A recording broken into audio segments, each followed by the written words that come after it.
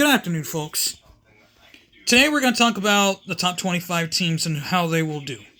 Alright, first off, Georgia at Kentucky. Georgia, that'll be a good game.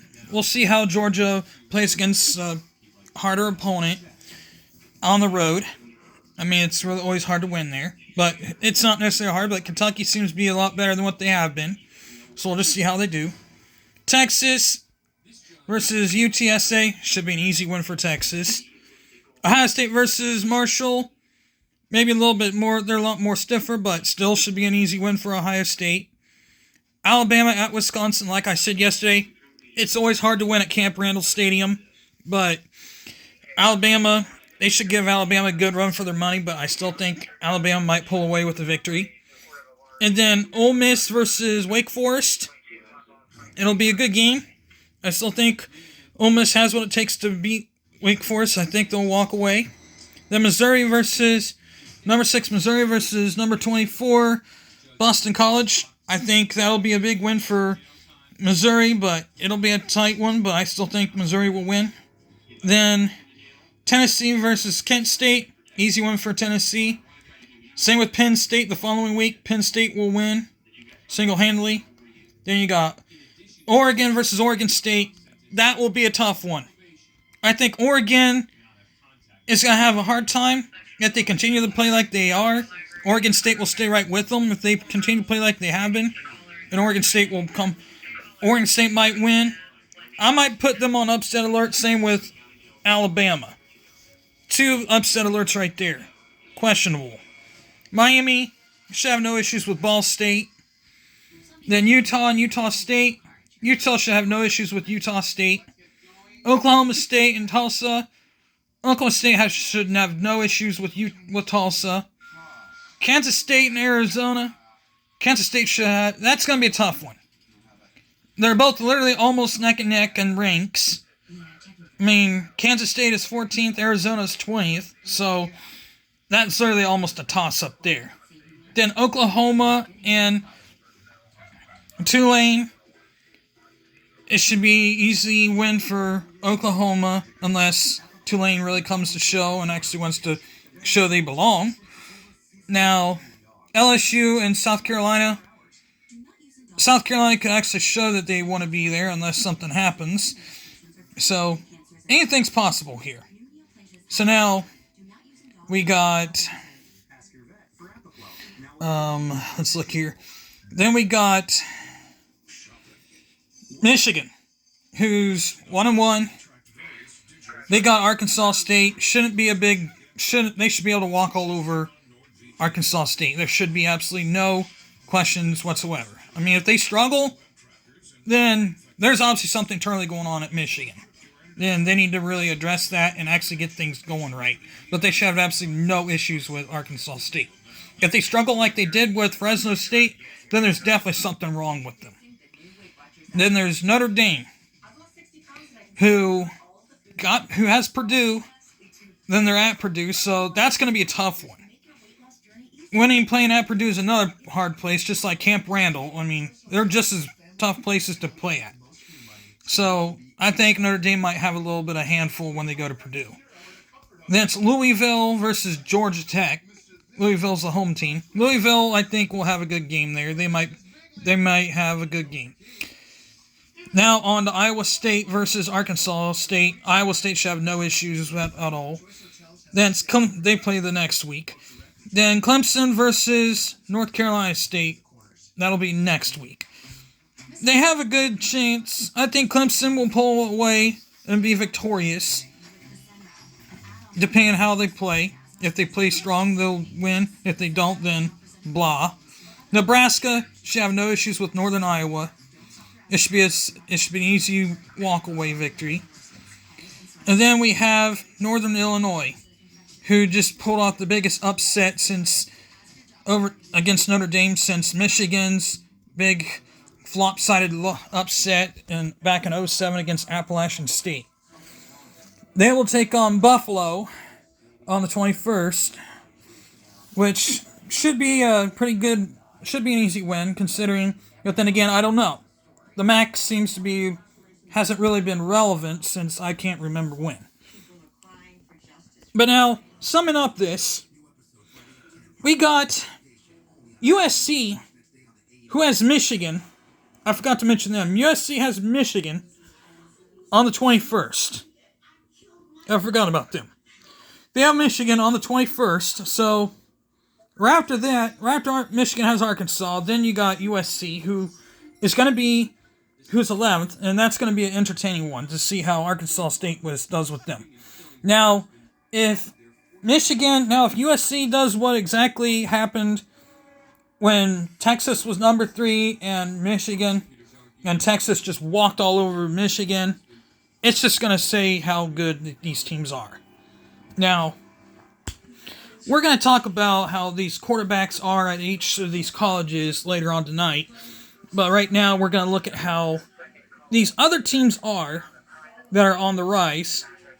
After Illinois' surprising win over Kansas, they didn't even move into the top 25, which is surprising. They were 19th, and they knocked them out of the top 25.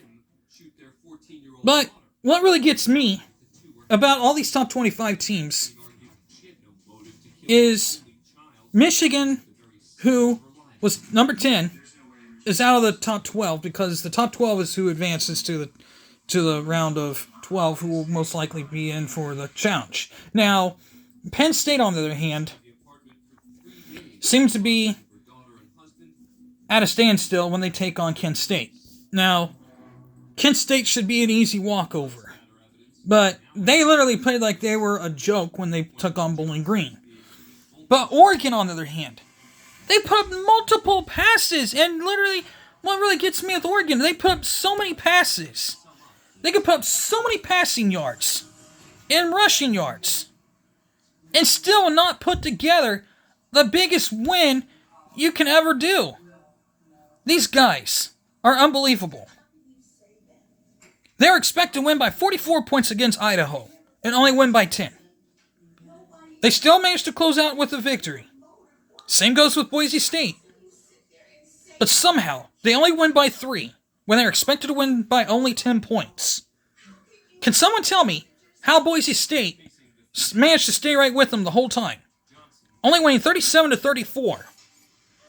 Well, first off, the special teams is what helped Oregon. First off, the special teams pretty much did the job for them. The kickoff return, and many of other things. If it hadn't been for that kickoff return, Oregon would have lost. So, I tip my hat to Oregon on the kickoff return and the field goal unit. So, hats there. So now, we gotta look at other things here. Kansas State, on the other hand, played some pretty good teams, but now the question is, do they have what it takes to win it?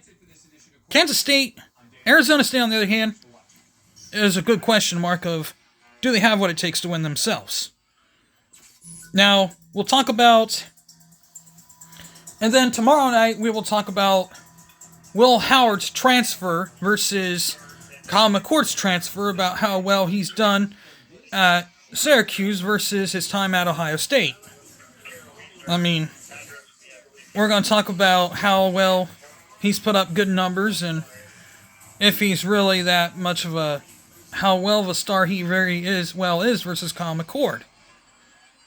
And, I mean, I gotta say that how well numbers speak for themselves.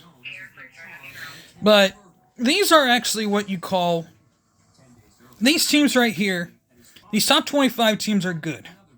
Notre Dame really shouldn't really be in the top 25, honestly.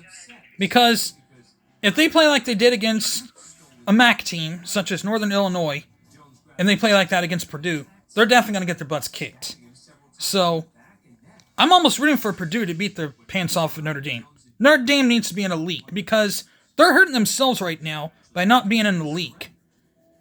I've been saying this for a very long time, that if you're in an independent school, you don't deserve to be, that is in football or any league, you don't deserve to be in a championship. How can you possibly live with yourself and say you deserve to be in the championship or in some kind of league title, or deserve to be in, like, the past several years since, like, when Ohio State first won this first won this bracket challenge of 4. Like the championship, like it would be like a Rose Bowl versus, it would be Final Four. The top 4 teams would be in a tournament. Whoever the top 4 teams would be in a tournament since that first began, they would be in it. That's just the issue I'm having here. That needs to change. And obviously that has since it's now 12, but if it still was 4, that would be something that needs to be discussed about them. I mean, Michigan would be out of the turn. Now we just need to figure out who is who. I mean, Ohio State, but Alabama really needs to step it up because their competition is pretty much at a tougher level now. But I gotta tip my hat to them. I mean, time will tell if Ohio State's good enough for the win it all out, or if Michigan's weak, or if Michigan's just totally overrated this year. And this is what Michigan ran on. The past 3 years, it has nothing necessarily to do with the cheating. We'll put the cheating aside. Just say they won fair and square. They ran on a scheme where they never really developed on anything. They had 3 stars who developed on stuff. That stuff seems to have gone away. The development of these players seems to be more of trying to get into the right phase of being good without going to the transfer portal. They never went to the transfer portal or anything. Alex Orji, who was a 3-star coming out, has not proven up to par. While Davis Warren is a walk-on. I mean, he's proven to be not that bad of a passer. I mean, his passing record proves otherwise. I mean, I never would have guessed that out of him, honestly.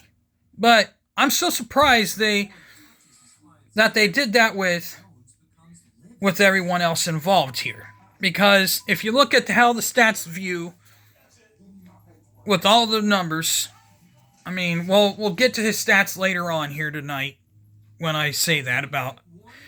But Alex Orji, who, when I was watching Michigan play against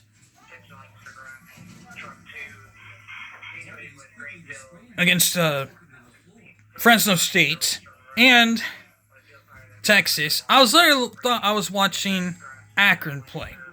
The reason why, if you watched the game between Ohio State and Akron, they would bring in their backup quarterback a few plays, and then switch out to their starting quarterback again.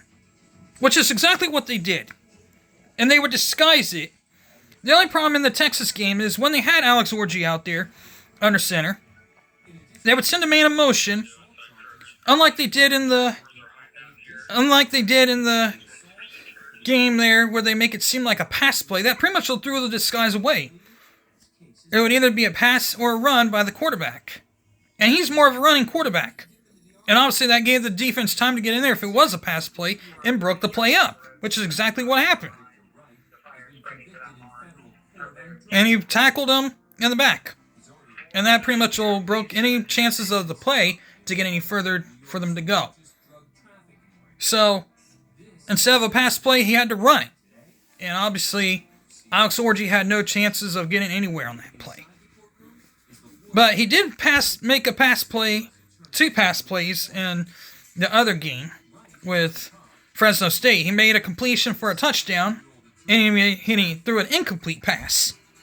So, I'm still surprised they haven't put Jaden Davis in. Which would be quite entertaining if they did. So, with that being said, tell me who you think. And as of Will Howard, he is good. Tell me down below who do you think is overrated, or who you think isn't overrated. Now, as of Will Howard, who transferred from Kansas State to Ohio State, and some other players that are good. are just pretty much good players. Now, with that being said, I'm out. Hit the like button, hit the bell for notifications. That being said, I'm out of here. Peace.